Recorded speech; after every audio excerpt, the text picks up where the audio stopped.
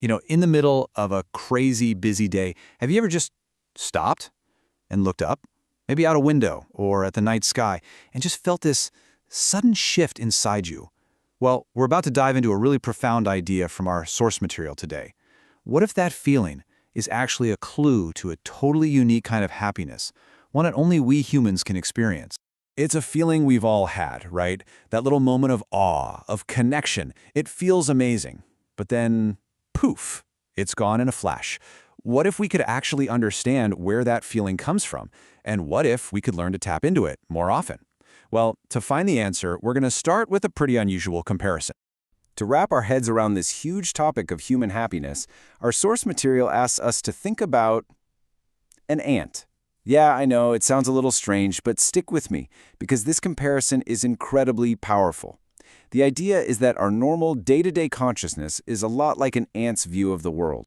I mean, think about it. For an ant, the entire universe is just the few inches right in front of it. It's the dirt, a crumb of food, an obstacle to crawl over. There are no stars, no moon, no feeling the beauty of a cool breeze. Its whole reality is hardwired for just one thing: immediate survival. Now, the ant's world isn't wrong. It's just limited.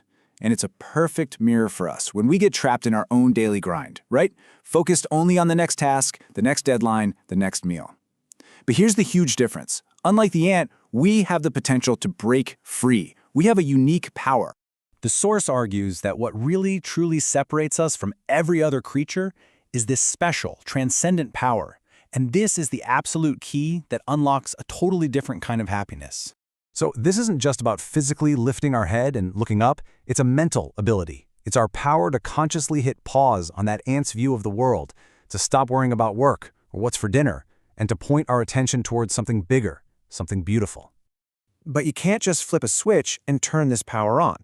According to the source, it awakens in those quiet moments, when the constant noise of daily life finally starts to fade. It's in that stillness, when we're freed from our usual anxieties, that we can actually connect with something much, much larger than our own little world. So when do these moments actually happen? Well, the source gives some beautiful and totally relatable examples of how this transcendent happiness can just show up out of the blue. Just think about it for a second. That breathtaking moment on a hike when you've been staring at your feet, and then you finally look up and see this vast mountain range. Or maybe it's when you just happen to notice a single delicate flower growing by the path. Or even a moment where you just stop and truly feel how fresh and clean the air is. And here's what's so crucial about those moments. We're not gaining anything. That mountain view doesn't pay our bills. That flower doesn't help our career. This profound sense of fulfillment is only possible when we completely drop our filter of personal gain. It's a happiness that exists purely for its own sake. Okay, so now the source takes this whole idea and blows it up from the world right around us to the entire universe. If one little flower can stop us in our tracks, what on earth happens when we really, truly contemplate the stars?